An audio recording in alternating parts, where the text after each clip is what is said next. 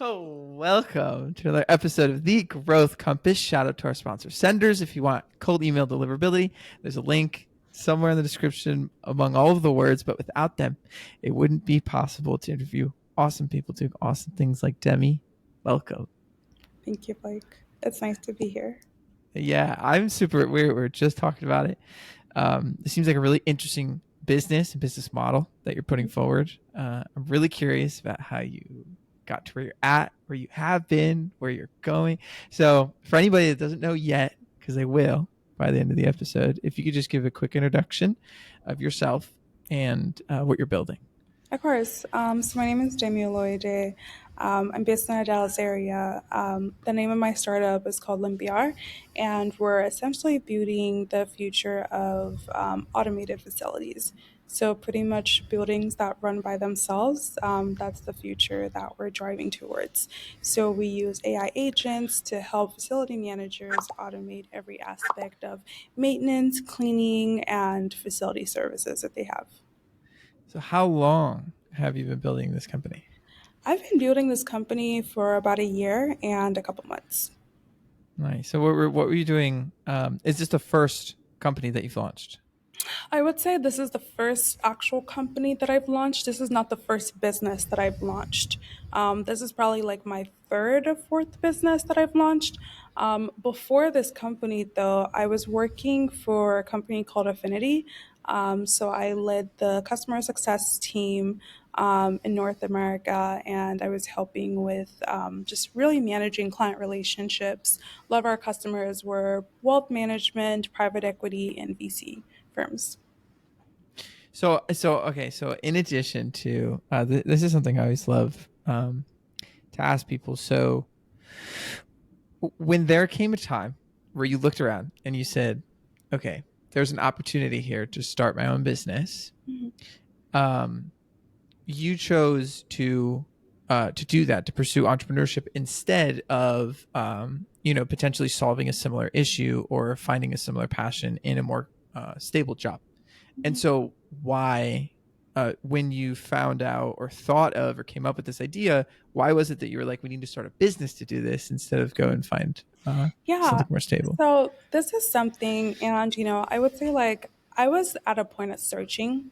So I'm in the Navy Reserves, and in 2023, I believe it's 2023 or 2022, went in the deployment, and I got back, and I was still working full time. So this was like part of like every year we do like 2 weeks where we go somewhere, and so I basically did that, and I came back, and I'm back at my job, and I'm like, oh my god, everything feels so like old and so Mm. same. Like I really wanted to start another business because in college I launched three different businesses, and that got me through school. That's how I paid for tuition and put myself through school. And I'm like, I want to do something else now. I've been aching for that. So I talked to a couple friends of mine, and I was a property owner, and I realized that I had a pain point being a property owner. And even back when I was in college, I had a small cleaning business. So I understood what the pain points were for those two sides or being on those two sides. And so I said, what can I do right now? I registered a business, I was ideating, I came up with the name. I was like, whatever I do, it's going to be in the property space, but I'm not sure what it's going to be. And so I was sitting on this for a while, and sometime in March last year, we had the whole Silicon Valley Bank crash the year before, and a lot of our customers started going out of business, and we started losing customers. We're put on like a PIP. And when I saw the PIP, I was like, on a good quarter, like we barely hit these numbers. Like there's no way we're hitting these numbers now that business is going under. So I talked to HR and I got a severance pay. And after I did that, I spent the next 2 months in Mexico just thinking about what I wanted to do. And I'm like, I have this idea and what do I do? How do I make this happen? And I just started pulling different strings to bring it to where we are right now.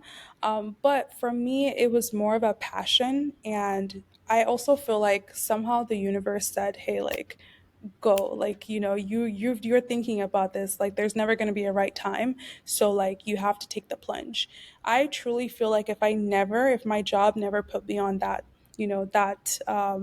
performance improvement plan, and if market conditions were great, I would still be wasting away at my last job. So in a Mm. way, I just feel like, definitely a lot of factors had to converge to push me towards starting this and being where we are right now. So then, okay, so you mentioned a couple things. You mentioned starting several jobs before. You mentioned being a property owner, Mhm. property manager, also being in the reserves. All of these things. Mhm. So entrepreneurship, starting a business, things like this, responsibility has not been something that is foreign to you. So has it always have you always thought of yourself as an entrepreneur? Have you always dreamed of running a business, owning your own business, or was it something at some point that became a dream for you? Yeah, I would say like growing up, I definitely knew I had like an inclination towards business. Like I know this is like corny, but I started my first business at 12. Like I had a bike and I would charge people to go to the store to buy stuff for them and then they would pay me depending on how far the store was. That's That amazing. was my first business. And when I first moved to the US, the idea was that I would study business. I would be a doctor because immigrant parents, they want you to go to America and be a doctor or be something that, is guaranteed income. And so when I said I wanted to study business and be an entrepreneur, they're like, no, you're a black girl, woman, you're an immigrant, like it's never going to happen. And so I had to run away from Jersey and go to Texas where I'm like, I can live my entrepreneurship dreams. But even through college, right? I never imagined myself starting these businesses that I started in college, but then I started it because I needed income to really survive and pull myself through. But I never also considered myself as an entrepreneur. I really just considered, like, I didn't even know the word applied to me. I was like, I just own, like, I just do something. Like, I just have like a passion, a trade, a side hustle, right? Like, I didn't really term it as like, oh my God, I'm like an entrepreneur or anything.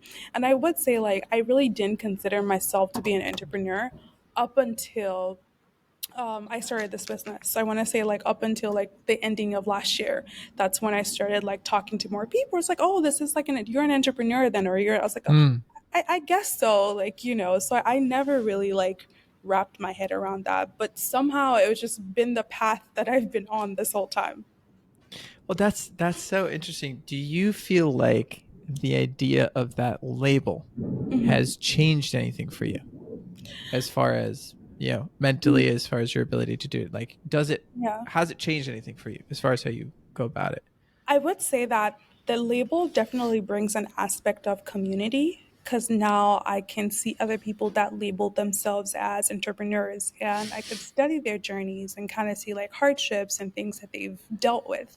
So I would say, in that aspect, in a sense, like this business for me as well has also brought about a sense of like responsibility even in like understanding the name, right? When I started these businesses in college, I was like, it's a side hustle because my primary focus is going to school and I just happen Mm. to do this as well. But now it's like I don't do anything else. Like this is my main focus, right? So I Yeah. can definitely like see myself through those lens. But I would say because of that, I've definitely felt a higher level of responsibility because it's like, okay, now I'm doing this full time. Now this is like my bread and butter. Like if I don't do this, like I'm gonna wake up tomorrow and have to do a task that I ignored today. Like nobody's coming to like save me or like help. So I definitely feel like it's a new level of responsibility and it's a new playing field for sure. So with, again, with these things that you brought up, as before we get into your journey with Limpiar and stuff, again with these things that you launched in college, your experience in the Navy, and then your job. Let's just pick two Mhm. things that are there two specific experiences that you've had that impact how you choose to navigate or choose to build Limpiar now? Of course, I would say that definitely my experience with the military, number one. Um, when I joined the military, I feel like I thought I was disciplined, but then I realized that there's levels to being disciplined.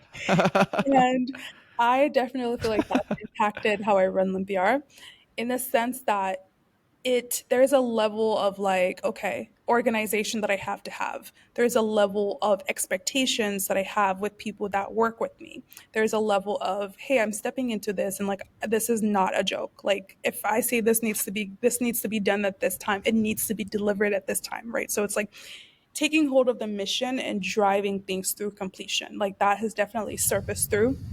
Another thing as well is I think when I was in college and I was running my businesses, right, I never had any like systems in place. Like I never had any like, marketing or like sales strategy or anything. It was kind of like, hey, like, this month I know I have to make $4,000. So like, how can I make it? And then like go out and do whatever to like make the money. But then it's like with this business, I have to think about not just this month, but 3, 4 months from now, right? What's our runway? Like, are we still alive in the next 6 months? Are we alive in a year from now? With my business in college, I was just thinking like, can I pay my rent? Can I pay the rest of my Yeah. tuition? Like that's it's definitely a different thought process that I have. But I'm also grateful for that experience because it's definitely helped how I set up this business. There's a lot of things that I've learned in the process of doing Limpiar, but there's some things that I've learned from my old businesses back in college that I've been able to successfully apply. So then one would be the discipline, and then two would be the concept of planning. Even if in college it was just for a month, Mhm. that somehow that's translated into, okay, we need to. Yes. Okay, cool, cool, cool. So then let's go to the beginning of let's go back to Mexico. Yeah. Okay, so you're in Mexico and you're like, whoa, I should, this is crazy. The market, my jobs, like Mexico's so nice. Oh my god. Mhm. And you have this idea that you've been sitting on for a while. To what extent did you test it? To what extent did you validate it before officially launching? Oh, I did. So the idea for Limpiar when we first launched was an Uber for cleaning. And that's why it's called Limpiar, because it was, hey, on-demand cleaning services, right? Because as a property manager, my biggest pain point was turnover cleaning. And I was like, I'm sure other people feel this way. So I got a team from India. We got a white labeled product, a white labeled platform, and basically put a name and put everything on and shipped that. And so while I was in Mexico, I was like, Mexico was perfect because you're in the same time zone, like it's Central Time. I'm 3 hours away from Texas. It's like closer to Texas than New York is closer to Texas. I'm like, it feels like I'm right there, but then everything's cheaper. I can go to the beach. I could do more stuff out here, right? So I validated it. We were running ads, really high customer acquisition costs for me. And I was like, this is never going to survive. And then in doing that, I found, other like, with a marketplace like that, there's a lot of leakage, right? You can't tie people into subscriptions. People can go off the marketplace and renegotiate for better pricing. You can't really guarantee retention because you spend money on acquisition costs, but then you don't break even with that customer till their third or fourth order. But then you then have to spend more money to actually keep them on the platform to make a third, fourth order, and then you Wow, this is can't interesting. control like service delivery or like quality of service as well. So there's a lot to think about. It was a lot of failures in that. And so while I was in Mexico, I went snorkeling and I fell sick. And I literally had like I was so hot. I had fever. I couldn't breathe. And so I was in the hospital and I started feeling better and I took the first flight back to Texas. I was like, this is a Oh my sign god. to get back into reality. And so when I got to Texas, I'm back and it's like, okay, now I have to pay for I have to pay rent and I have to like pay bills. So it's like, I am never like, I was funding Limpier based off of my savings. I'm like, I'm never going to get to a point where this works before I die. Like, I would literally be homeless before this literally works. Yeah. So I had to do a whole 360, a whole 180 on like, okay, we can't solve this anymore. Let's go to the market. Let's actually talk to people in this space and see what we can do. At this point, like we had already built a database of like 10,000 service providers. So I was like, okay, we have people. We just need to figure out like how to use this. And then it became, how do we pivot in a market that actually makes sense for us? And by the end of the year, we were at 193K in rev. And that would not have happened if we didn't change strategies. Like if I kept saying like, hey, this is gonna work, like I would probably be homeless right now or like living with like God knows. But yeah, that was the Yeah. whole the process for testing. So that was the end of last year, you're saying. So it's been about a year that you said that you've been doing that. Yeah, it's been about a year since we changed strategies. Yeah. And the strategy. So if you could just say it again, because you said it was Uber for cleaning, which is a marketplace, but then the strategy was to focus on a different type of marketplace, or you're no longer a marketplace. So we're no longer, our core service is no longer a marketplace. We do have Okay. marketplace functionality and marketplace services. However, our core product is not a marketplace. So our core product is a SaaS platform that actually helps commercial property managers. And then on the side of that, we have Huh. the marketplace that fuels into the service. How did you go from so that process where you thankfully were okay, and then you flew back to Texas, and then you started talking to people? What was the process? At what point did you feel like there was enough data where you said this should be the pivot, this is the new direction that we need to go? Yeah, so the point for me was, I we started looking at it and I was losing money and I'm like, damn, like I'm spending 200, $300 in ads every day.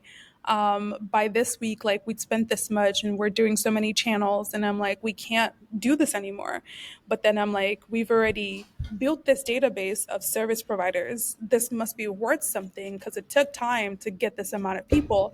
And if we have this amount of people that signed up for our platform because we said this, then that validates a pain point that they actually really do have, right?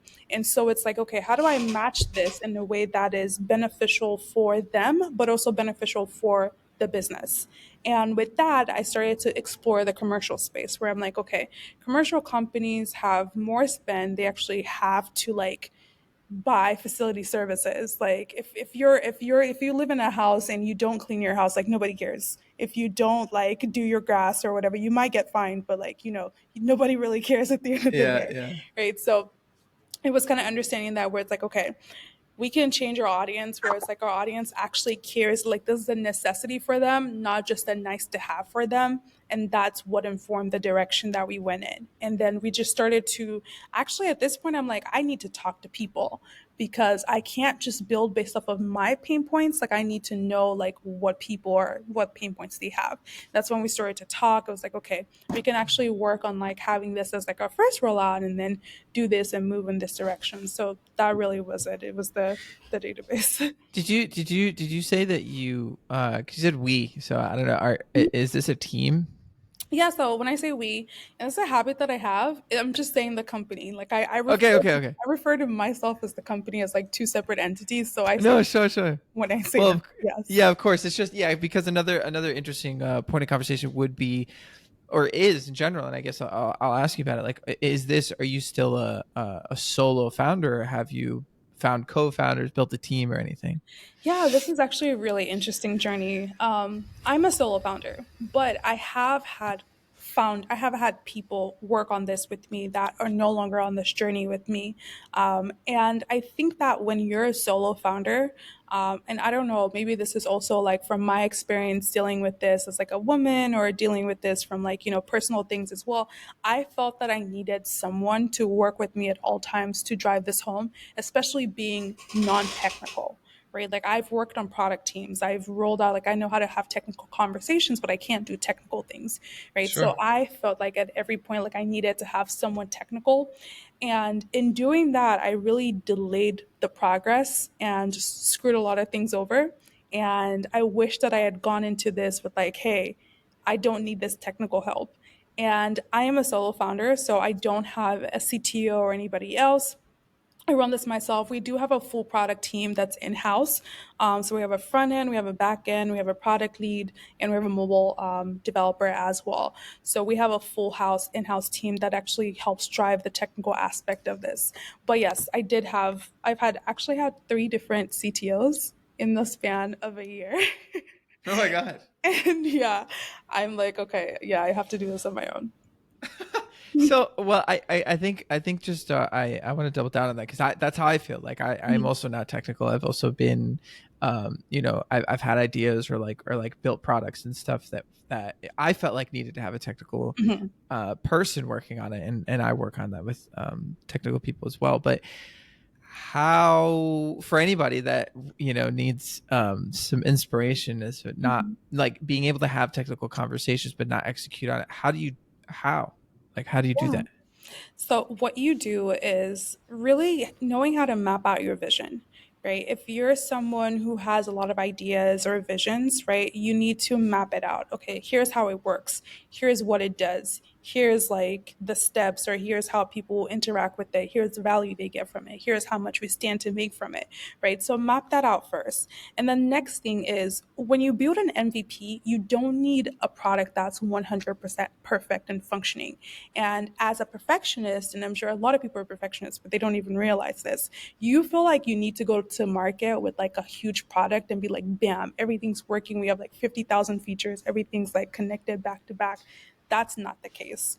An MVP should solve at least two, three problems minimum or maximum, right? And a lot of these things can be done by pulling together different tools. Like our first MVP, like after I left my first CTO, whatever, was literally Airtable and booking Whatever. forms. That's literally what it was.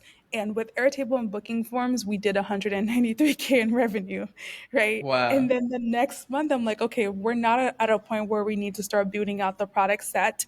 And I thought that I needed a CTO.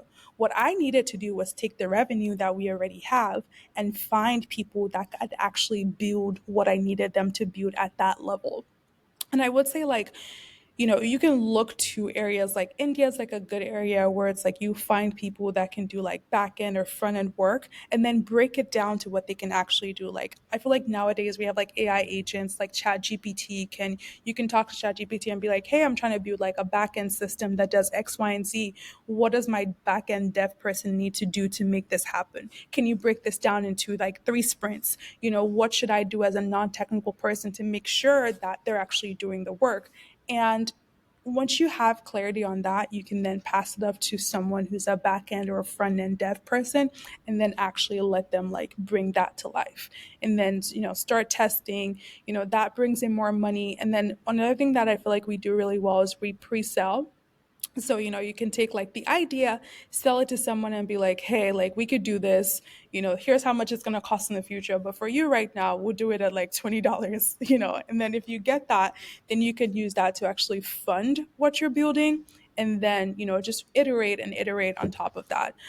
So that's what I did. I would say like my journey has been really complex in getting to that point. Yeah, And yeah. I was definitely one of the people that felt that I needed to have everything perfect. And it just led into those little perfection traps, but simplify it as possible. Well, so the last time, a little bit ago, and this is in the old business model, you talked about customer acquisition costs, how it was too Mhm. high, how that wasn't working. Since you've pivoted, how have you? Well, let's just focus on right now. How about that? So right now, where you're at, how are you going about finding customers now? Yeah, I would say right now I'm going about finding customers in a different way. So we've definitely changed into more of a B2B instead of a B2C, which is what this was in the past. So right now we're doing email marketing, we're doing LinkedIn campaigns, we're doing a lot of work where it's like our B2B channels are actually at, right? So that's really how we've changed strategies. And I would say like with B2B, like a lot of people feel like getting a hold of going into B2B is like harder, but it's like the return's bigger on like versus like a B2C, right? And the retention's definitely on that side. So that's kind of how our strategies have changed. Yeah. So what I was gonna ask after that was, if you guys are geographically restrained. So in your current business model now, Mhm. are you just in the Dallas metropolitan area? Or are you operating all over the country? Where are you at? Yeah, so we are actually operating, our three main cities are Texas, Oklahoma, and Louisiana. However, because we're targeting national brands that have multiple locations, we Okay. can pretty much spin up anywhere. So we do operations in Minnesota, we do operations in New Jersey, we operate in California, Arizona. I'm trying to think of like other states that we currently do business in. Sure, sure, sure, sure. But it's just a matter of you guys are able to be Exactly. because okay, okay, cool. What is where are you going? Like why? Why are you building? Yeah. So why are we building? Where are we going? Yeah, like what's your what's your when you sit down you think about it and you're like, wow, this is really awesome journey. This is cool. Yeah. Where do you see it going? Of course, I would say like I feel like in my head I have a vision where it's like, okay, I want us to be acquired by like maybe a CBRE or go public someday, maybe. But then at the same time, it's like I've learned to like detach from the results and just like enjoy the journey or like the ride. And I will tell you like the more I do that, the better and the more progress that we make. I feel like in my mind, I have like a really soft, understanding or idea of like, okay, we're building and we're going in this direction. And then the path just like reveals itself. And I know I sound like really, really like Buddhist, like talking through this right now.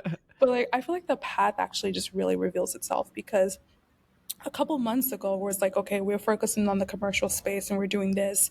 But then it's like a month ago, it's like, okay, we're in the commercial space, we're doing this, but then we discovered this. So it's like we can actually sell this service. So it's like every step that we take, it just like it just expands, like the possibilities just like keep expanding. And right now Nice. we're like, okay, we're doing like autonomous facilities. I have a couple meetings lined up next week with like IoT providers, and what we're doing is we're trying to understand sensors, we're trying to understand how like these different building aspects talk to each other. And we're like, okay, what if Limpiar is a platform that actually hosts every single aspect of building maintenance and facility maintenance or assets?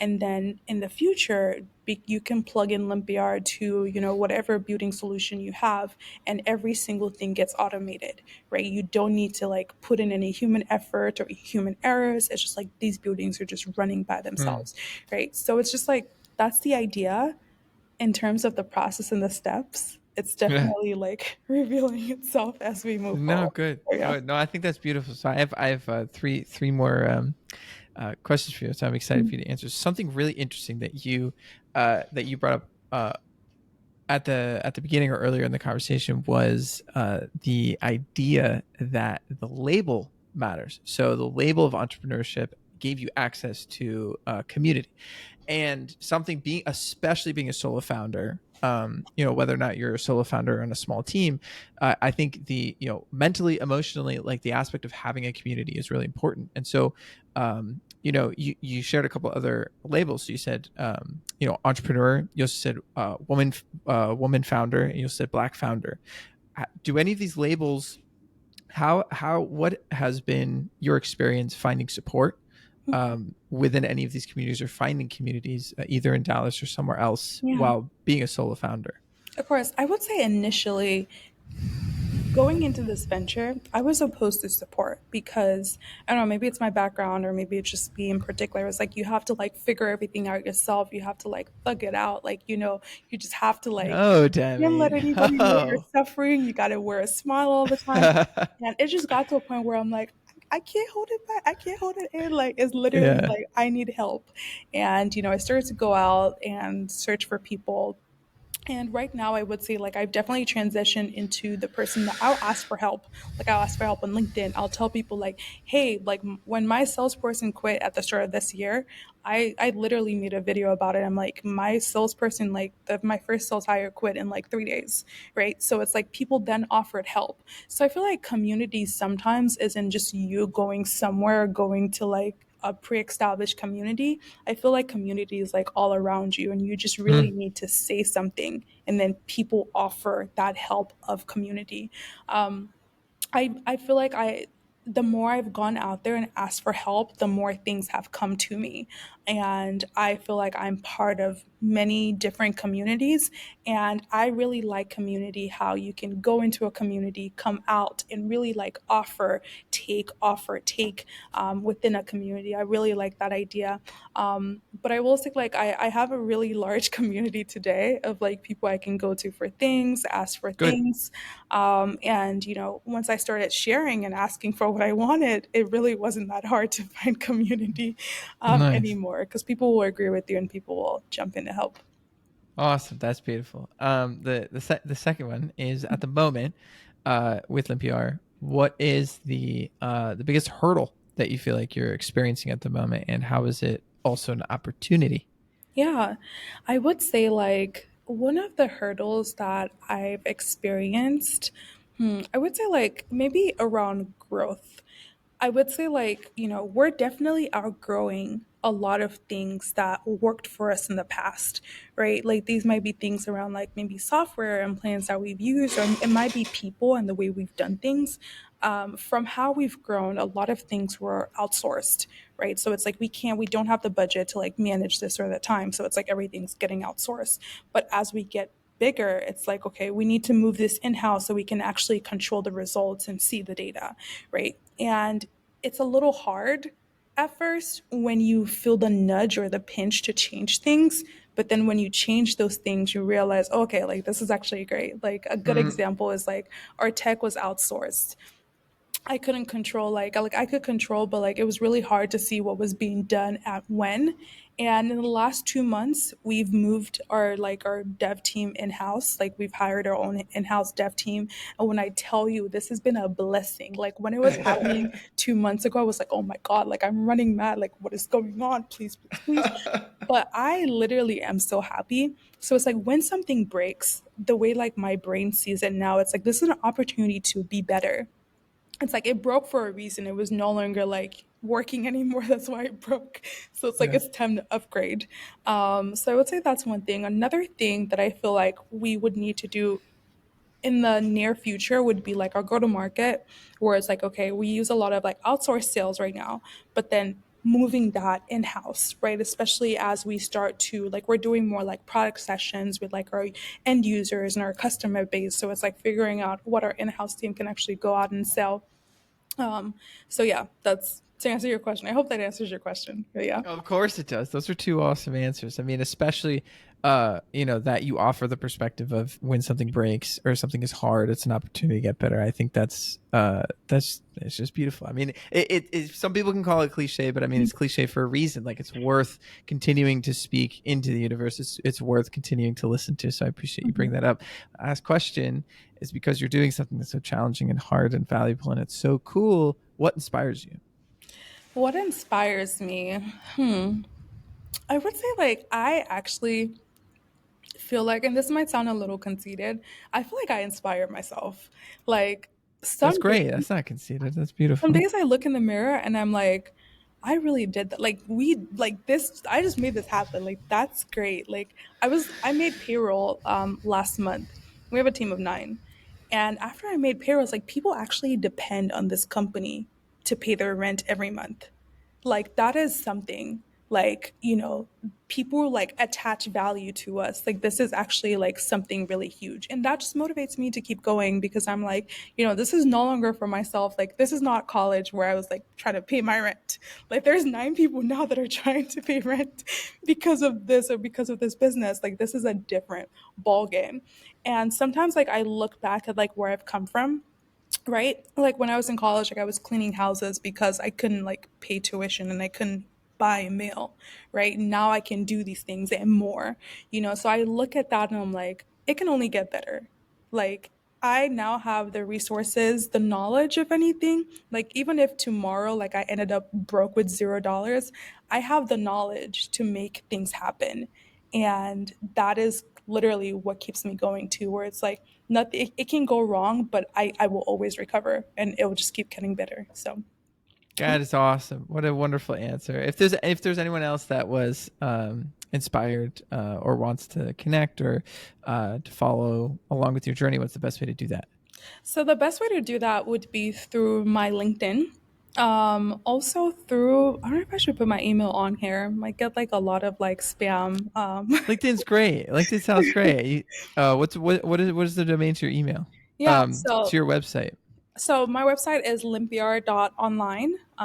That's our domain right now. And then my LinkedIn is going to be my first and my last name as well. I do have a personal website. It's going to be my first and my last name.com as well. Nice. Awesome. Well, do it. Reach out, follow along. This is so cool. I'm excited to stay in touch and see where you go. Thank you so much for spending the time sharing your story. Look forward to the next one. Thank you guys. Bye.